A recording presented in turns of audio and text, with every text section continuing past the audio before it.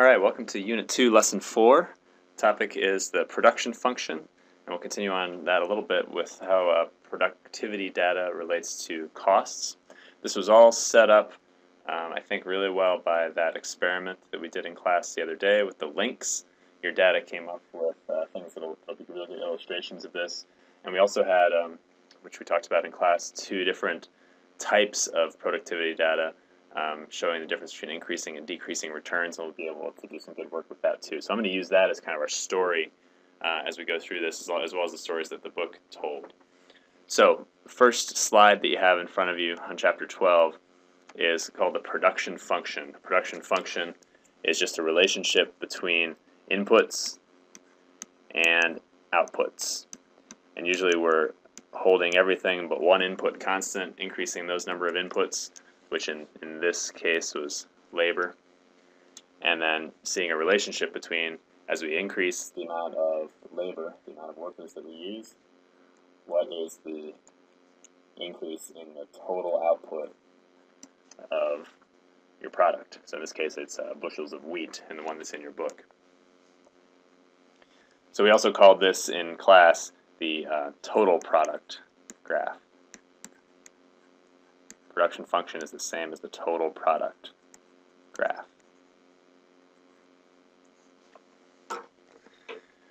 We talked with our experiment about fixed inputs and variable inputs. The fixed inputs are the things that can't be changed in the short run.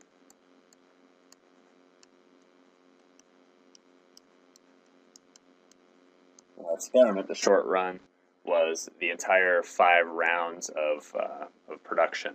And we didn't change the number of scissors, we didn't change the number of tape dispensers, we didn't change the desk space. Those were our fixed inputs, and we were assuming we couldn't buy more of those during this short run time period. In real life, the short run typically is defined as just whatever the time period is in which you enter into fixed contracts, like you rent a place for a year, then the short run is within a year, because you can't change the rent during that year.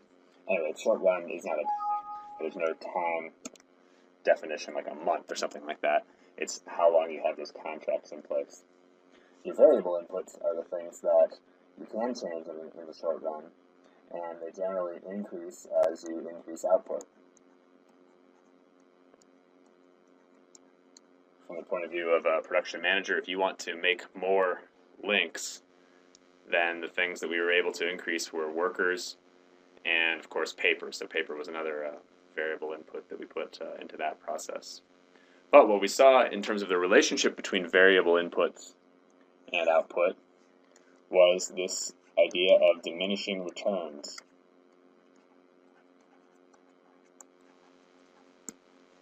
Which is just illustrated by our paper links example. Each additional worker at some point started adding less and less to the output of the firm. And on this graph, it's shown similarly with this wheat example. You see the first worker adds 19 bushels of wheat. If you put a second worker in, you get a total of 36 bushels of wheat. That's only 17 more. So the first worker added 19, the second worker only added 17. Third worker adds a little bit less, and so on all the way down the line.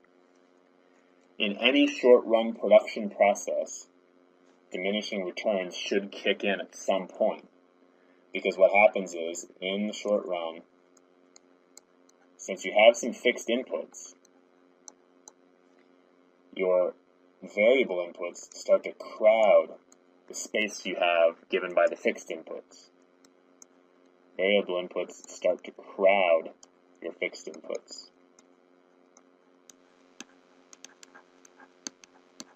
Even though we added an additional worker in the next round in our link experiment, we couldn't add another pair of scissors for that worker. So there's 2 workers, can't really do much better with 1 pair of scissors than 1 worker can do with 1 pair of scissors. At first you were splitting it up, so 1 worker had a pair of scissors, 1 worker had the tape, 1 worker was doing the folding. But eventually, as you added more and more workers, each additional worker was going to give you a little bit less because they didn't have any other fixed inputs to work with. You know, we went with 5 workers. Imagine if we had gone to 6, 7, 8, 9, 10 workers. Definitely the 10th or 11th worker, you know, they wouldn't even be able to fit around the table. The 10th or 11th worker would have given you 0 or negative additional units of output because they would have just gotten in the way. Okay, so that's why diminishing returns happens. This is a key concept here. We get diminishing returns. You always get this at some point in a production process. So what this graph shows is total product increasing at a decreasing rate. We've seen this a number of times now. And increasing at a decreasing rate is an illustration of diminishing returns. Now this particular process, it starts to diminish immediately. From the first to the second worker, you get diminishing returns. As we saw in class, there was an example where maybe at the beginning you'd get increasing returns. So it's not that diminishing returns always happens from the beginning. Sometimes you get increasing returns at first, but eventually you will get diminishing returns because you will start to crowd those fixed inputs. So remember, our total product curve looked like this if we had increasing returns at first. Remember, I called this point of inflection here, where you went from increasing returns to decreasing returns. The increasing returns are typically due to specialization, just people taking on particular individual tasks, kind of assembly line style, which usually increases productivity per worker. Again, up to a point at which you start to crowd your fixed inputs. And the other thing we saw a little bit in class, which this graph doesn't show, this graph shows diminishing returns, but they're all still positive. Whereas we also saw in class there was time where returns started to get negative. And that makes the graph go like that, start to decrease the y value with additional units of input. That's still called decreasing returns, just at some point it can get negative, which the graph in the book doesn't show, but which we looked at in class. Okay, so there's that graph, and hopefully that is all familiar to you after what we did in class. Now we've got the relation, again, which we've seen, between the total product and the marginal product. So this graph here, with a downward sloping, constant slope straight line, is a graph of the marginal product of labor given up here. It's a graph of this column on the x-axis and this column on the y-axis. And again, it's also a graph of the derivative of the total product. So this again shows diminishing returns, which we've already defined above, so I won't write it in again on there. Let's do a quick, make sure we can relate this graph here, the new one I drew, to a marginal product curve. Try that yourself. Take a second and sketch out what you think the marginal product curve will look like for this graph.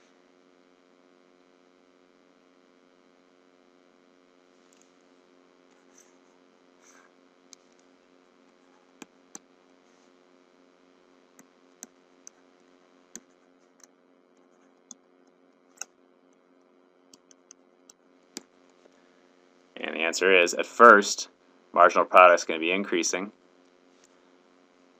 At this point here, marginal product is going to start decreasing, diminishing. And at this point here, marginal product is going to get negative. So there will be a marginal product graph that goes along with this production function or total product graph. Increasing returns increases the marginal product of labor as you add workers. Decreasing returns diminishes the marginal product of labor, and then at some point you could get negative from each additional worker.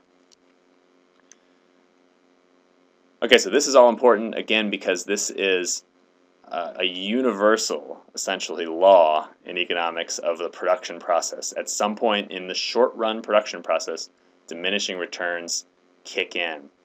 And this is a problem that's, it's not necessarily a problem always, but it's an issue that all businesses need to contend with as they consider their costs, because this relates directly to how much it costs to produce your output.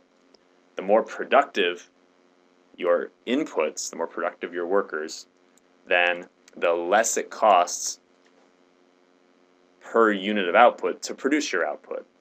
In other words, think of it this way. With our experiment, if we had taken, given a wage to each worker of $10, then with increasing returns, the more you add workers, then the less you're spending per unit of output. But with decreasing returns, diminishing returns, then you're actually spending more for each additional unit of output you produce. So diminishing returns leads eventually to increasing costs per unit for increasing your output.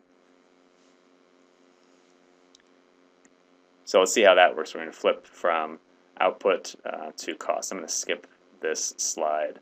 That's one that I think is helpful in your book, but check it out, make sure you understand it. It's really just a repeat of what we've already done. Okay, now we're given a new example, and we did one of these. We got about halfway through it in class, so let's start this one from scratch, where we take a production process where we start from the cost angle now, not from the production angle. Your fixed costs are defined as the cost of your fixed inputs. Pretty simple. Your variable costs are, the cost of your variable inputs. And the total cost of producing your stuff is going to be the sum of your fixed costs and variable costs. Okay? It's pretty easy. So we just take on a table like this is the way we often do these problems. You're given quantity of output. It's usually the most helpful thing to start with. And always cost tables on the left-hand side. You get to set one of these up yourself. Always remember to start with quantity of output in the first column. Then you go to fixed costs, which will stay the same no matter how many units we produce. Even if we produce 0. Even if we produce no boots, we've already paid the rent on the factory.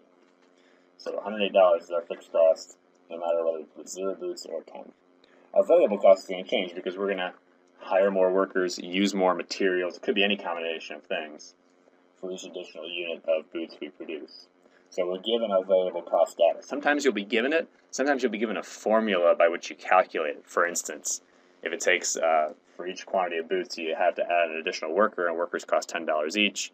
And for each quantity of boots, you have to add an additional $5 in materials. Then you can calculate your variable cost by just adding that up, depending on how many boots you're producing. Anyway, we'll do some problems like that. But in this one, it gives us the variable costs right there. So we just add those together to get our total costs. 108, 120, 156, 216, 300, 408, 540, 696, 876, 1080, and 1308. There's our total costs. Now we need to find the marginal cost of each additional unit of production. Marginal cost is a key concept here. It's the additional cost to produce an additional unit of output.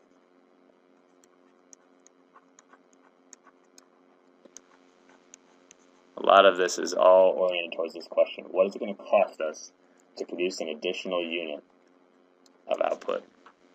And the marginal cost is going to vary because of the way productivity varies. You'd think that, well, doesn't it just cost the same each time? Well, if each additional input is more or less productive than the one before it, then the marginal cost per unit is going to vary. It's going to cost you more or less depending on whether your additional inputs are more or less productive. So we don't put a marginal cost for the 0 units, but for the first unit, then it's going to be 12. For the second unit, it's 36. It's just the difference between 120 and 156. So we're just taking the difference in total cost each time for these.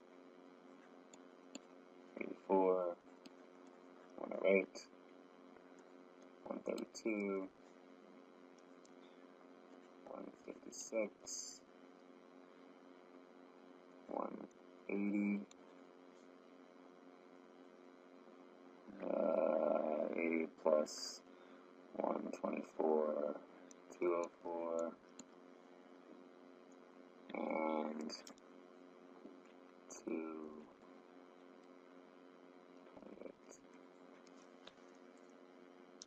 Okay, so there's our marginal cost for each successive unit. If we want to go from producing 0 boots to 1 boot, that costs us an additional $12. We're not counting this fixed cost that we're already paying no matter what.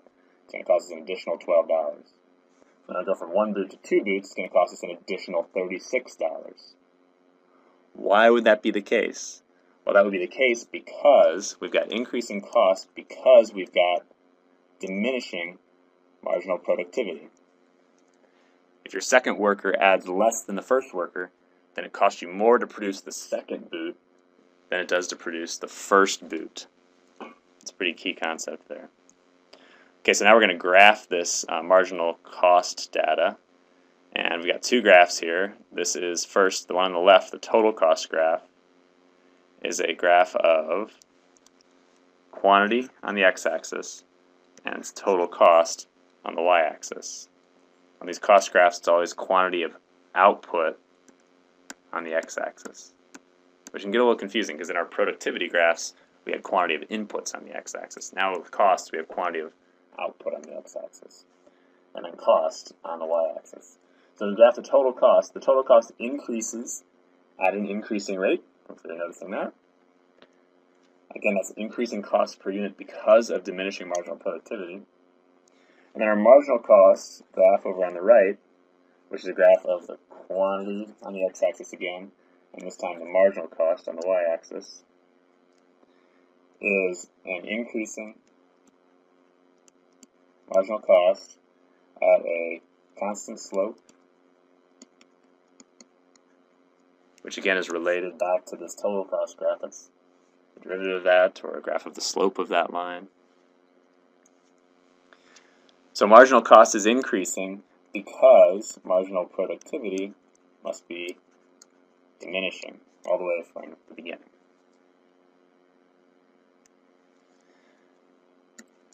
I want to point out at the top here, sometimes you'll be dealing with different changes in quantity of output than one.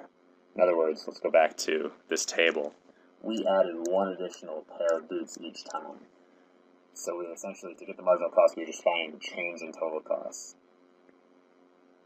Marginal cost is always per unit of output. It's usually not stated, but it's assumed. So what we were doing then was dividing the change in total cost by 1 every time, because that was the change in the quantity of output, which we could just ignore. But sometimes if you have data, for instance, that go from 0 to 2 units to 6 units to 9 units, then you've got to take the change in total cost, costs like this, 10, 15, 18, 24. You have to take the change in total cost divided by the change in output to get your marginal cost per unit. Anyway, that's not what's shown on this slide, but you'll have to do that in your homework starting on Monday, or in your classwork. So we'll get you used to that too. Okay, that takes us to the end of the slides, and just want to review a couple things. What we've shown so far is some things about the patterns of productivity in the short run. We've talked all about the short run so far. We'll eventually talk about the long run, but most of what we do will be focused on the short run. We've seen that in the short run, production process tends to exhibit diminishing returns eventually. Sometimes at the beginning it might be increasing returns, but eventually it starts to diminish. Seeing a relationship between the production function, the total product, and this marginal product graph with two different examples, one with the bushels of wheat and one with our links. And then we've related productivity and the idea of diminishing marginal productivity to cost, and seeing that marginal productivity and marginal cost are kind of mirror images of each other. I'm going to write that down because that's a good one to remember. Marginal cost is a mirror image of the marginal productivity that you're seeing for that production process. So since we had diminishing returns from the beginning, we have increasing marginal cost in this process. Let's do one more thing. What if we had a marginal product graph like this one here? There's marginal product. What does the marginal cost graph look like that goes along with that? Well, let's take it back a second to here. I could do this the other direction, say what's the marginal product curve that goes along with this? Well, it's just that. Mirror image. As marginal product is diminishing, marginal cost is increasing. So let's do the mirror image thing over here. That's the marginal product. Again, this is quantity of inputs and output. Marginal cost is shown on a graph as quantity of outputs and cost. And so our marginal cost will start by decreasing. While marginal product is increasing, marginal cost is decreasing. That's during the specialization part of the production process. And then eventually as marginal product starts to diminish, marginal cost starts to increase.